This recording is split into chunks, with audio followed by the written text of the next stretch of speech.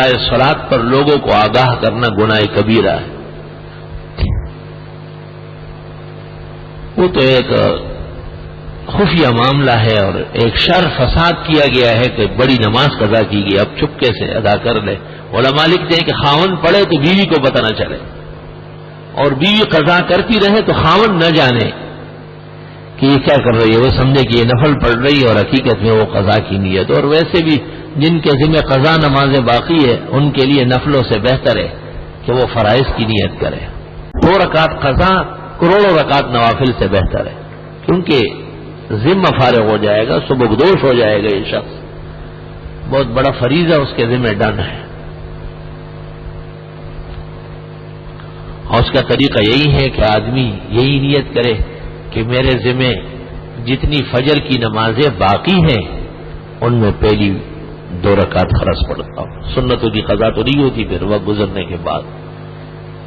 اس کے بعد 4 رکعت پڑھے اور کہے کہ میرے ذمہ ظہر کی جتنی نمازیں باقی ہیں ان میں پہلی پڑھتا ہوں، پھر 4 رکعت پڑھے اور کہے کہ میرے ذمہ جتنی عصر کی نمازیں باقی ہیں ان میں پہلی، تو جب بھی یہ پڑھے گا بقیہ کی تو پہلی ہوگی یہ۔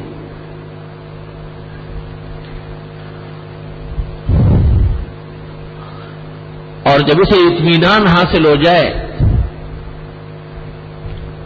کہ شاید میری قضا ہو چکی ہو پوری، تو پھر 4 فرض میں سنت ملاتا رہے، آخری 2 میں بھی،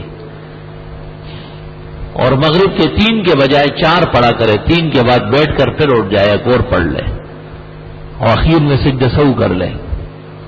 اور اسی طرح وتروں کی بھی قضا لازم ہے، جب معلوم قضا ہو تو اسی طرح جیسے ہم پڑھتے ہیں، لیکن جب یہ یقین ہو جائے کہ میری وتر شاید اور قضا نہ ہو اور یہ خطرہ بھی ہو کہ قضا پوری ہو چکی ہو اور یہ میں نفل پڑھ رہا ہوں، تو نفلوں کی 3 رکعت نہیں ہوتی، پھر وتروں کے 3 رکعت کے بعد ایک 4تھی رکعت اور ملائی جائے۔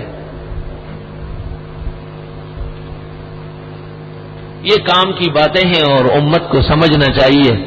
اس سے جہاں یہ فائدہ ہوگا کہ فرائض ادا ہو جائیں گے، وہاں یہ بھی فائدہ ہوگا آدمی جب قضا پڑھتا رہے اور وہ تھک بھی جاتا ہے تو اس کو پتہ چلے گا کہ میں نے کتنا بڑا جرم کیا ہے۔ یہاں ایک قریب میں ایک شخص مر رہا تھا، اس کے عزیز و اقارب بیٹھے ہوں گے، ان کی خدمت میں معذرت کے ساتھ مسئلہ عرض کرنا ہے۔ تو وہ بڑا مالدار آدمی تھا، اس نے مجھے کھلوایا کہ میری نمازوں کا صحیح حساب کر کے بھیجے۔ تو میں نے کہا آپ اپنے بیٹے کو بھیجے کہ مجھے بتائیں کہ آپ کی عمر کتنی ہے اور کتنی نمازیں آپ کی قضا ہو چکی ہوگی۔ انہوں نے اپنا جو شیڈول پیش کیا، میں نے طریقہ بتایا، اس کے بیٹے نے جمع کیا تو مجھے کہا 26 لاکھ روپے بن گئے۔ تو میں نے اس کو کہا کہ کیا ہوگا؟ کہا اگر وہ کہہ بھی دے تو میں چلنے نہیں دوں گا، 26 لاکھ کیسے اس کو خرچ کرنے دوں گا، باپ کو کیسے خرچ کرنے دوں گا؟ میں نے کہا اسی سزا کا اہل ہے وہ، جس نے خدا کو ناراض کر کے شریعت کی سرحدیں توڑی ہے۔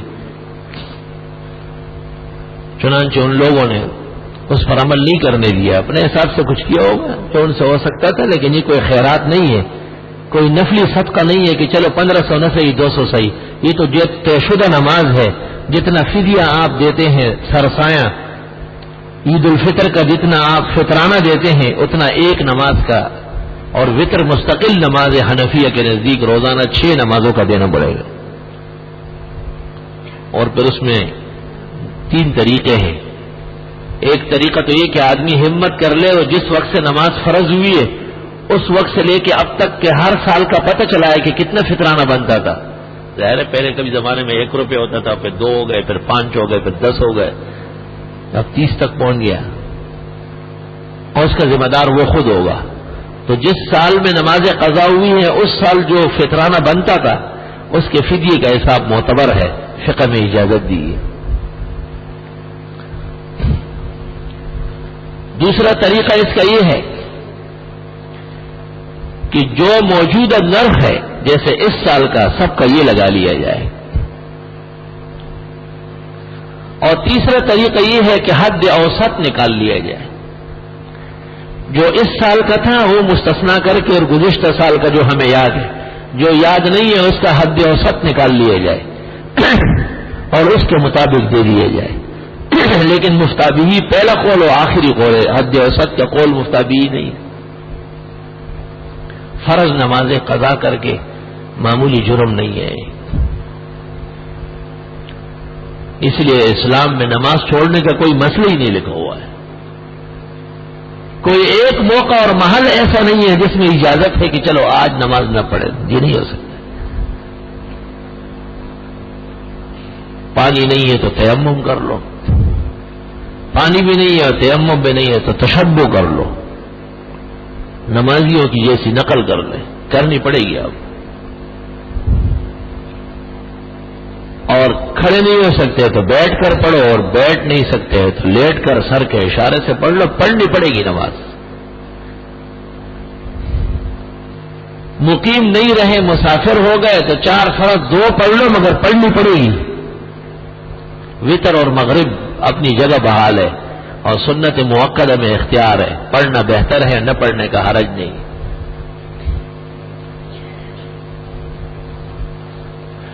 بلکہ فتویٰ اس بات پر ہے کہ اگر کسی شخص کو اپنی گزری ہوئی زندگی کا حساب کرنا ہے نمازوں کا، تو لڑکی خاتون 9 سال کی عمر تک معاف ہے، 9 سال کے شروع پر نماز فرض ہو گئی، اور لڑکا 12 سال سے حساب لگائے گا، 15 سال جو مفتابی ہے اس سے نہیں۔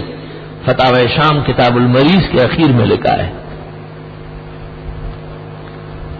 ایک خاتون 60 سال کی کیوں نہ ہو، جب اس کے ذمہ نمازیں باقی ہیں اور اس کو یاد کچھ نہیں ہے کہ کب پڑھی ہے کب چھوڑی ہے، تو 9 سال کی عمر سے شروع کر دی جائے، اس پر نماز فرض ہو چکی ہے۔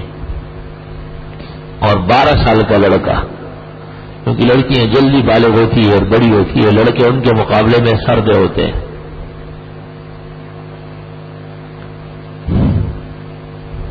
نمازوں کے مسائل اور نمازوں کی قضا اور اس کی ترتیب کا لحاظ بہت ضروری ہے۔